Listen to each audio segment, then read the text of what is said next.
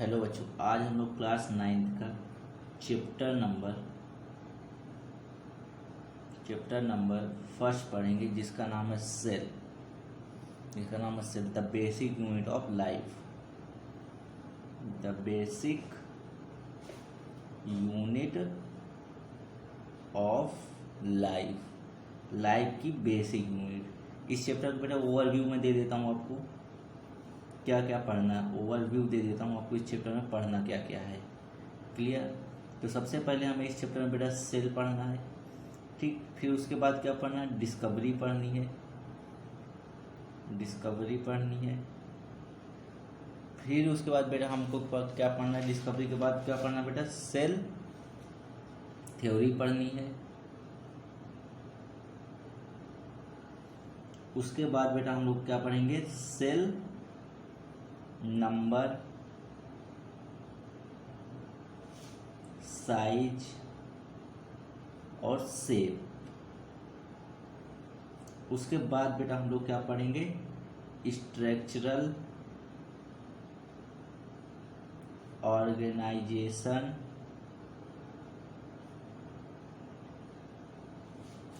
Of cell का structural organisation.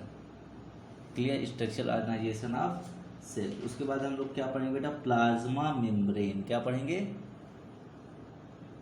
Plasma membrane.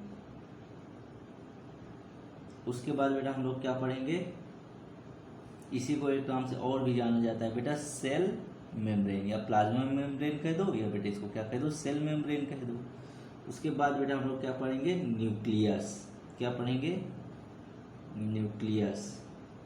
उसके बाद बेटा क्या पढ़ेंगे, इसको साइटोप्लाज्म के बारे में पढ़ेंगे। साइटोप्लाज्म में दो पार्ट पढ़ते हैं हमें। एक लिक्विड सब्सटेंस, लिक्विड पार्ट जो होता है उसको हम लोग क्या बोलते हैं, साइटोसोल बोलते हैं बेटा। साइटोसोल के बारे में पढ़ेंगे। और सेल ऑर्गेनेली के बारे में पढ़ेंगे।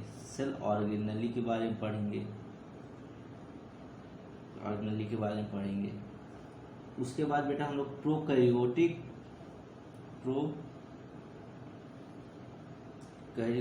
एंड यूकैरियोटिक सेल के बारे में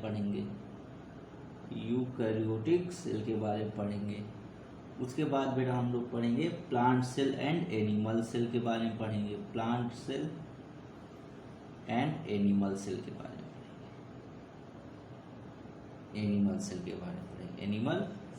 में पढ़ेंगे। इतना पूरा इस चैप्टर में हमको क्या करना बेटा, कवर करना है, ठीक। तो पहले हम लोग बात करेंगे बेटा सेल की। सबसे पहले हम लोग क्या पढ़ेंगे बेटा, सेल की अगर डेफिनेशन की बात करें तो क्या कहें, cell is a structural and functional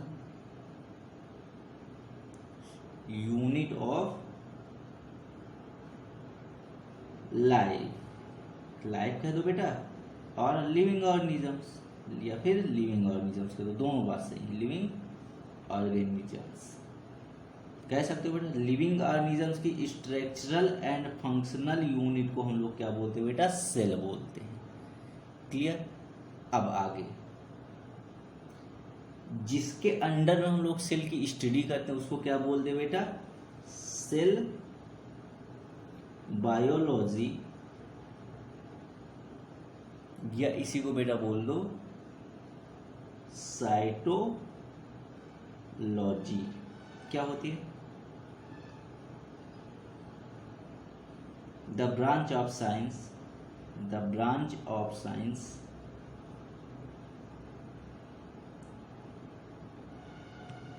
which we study of the cell,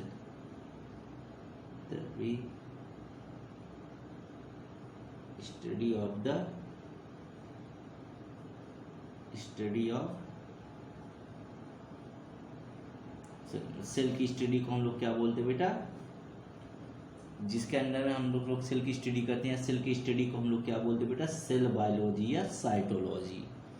इतनी बात क्लियर? अब देखो डिस्कवरी के बारे में आइए जान लेते हैं। तो अगर डिस्कवरी की हम लोग बात करें तो सबसे पहले नाम आता है बेटा सेल की दुनिया में रॉबर्ट हुक का। रॉबर्ट हुक का इन्होंने बेटा सबसे पहले क्या किया था, 1665 में सेल की डिस्कवरी की थी।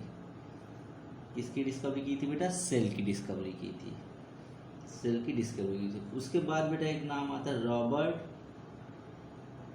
ब्राउन।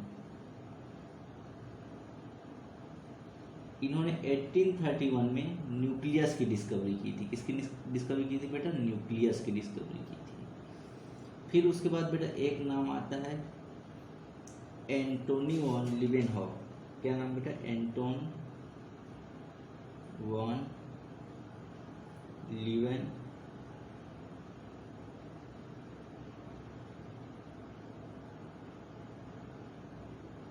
इन्होंने सबसे पहले बेटा लिविंग सेल की डिस्कवरी की थी। क्या किया था, बैक्टीरियल सेल की डिस्कवरी की थी, बैक्टीरियल सेल की डिस्कवरी की थी। क्लियर। एक्चुअली इन्होंने सेल की डिस्कवरी कॉर्क के थ्रू किया था। ठीक।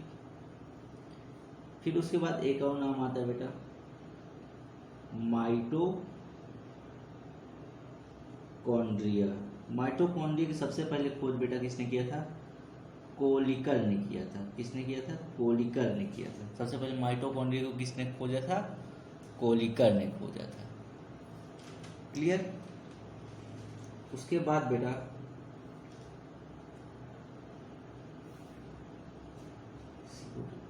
कोलिकर ने कब खोजा था, इन्होंने 1850 में। तो हमने आज चैप्टर का पूरा ओवरव्यू देखा। कोई बेटा सेल की डिफिनेशन पूछे क्या बताओगे, structure and functional unit of the life is called cell. Cell की जिसके अंदर स्टडी करते हैं उसको हम लोग क्या सेल बायोलॉजी या साइटोलॉजी बोलते हैं। डिस्कवरी हमने 4 देखी। रॉबर्ट हुक सेल की डिस्कवरी की है, रॉबर्ट ब्राउन न्यूक्लियस की डिस्कवरी की, एंटोनी वॉन लीवेनहॉफ बैक्टीरियल सेल की, माइटोकॉन्ड्रिया की डिस्कवरी कोलिकर साहब ने किया था। उसके बाद सबसे पहले बेटा चलिए आज के लिए इतना, उसके बाद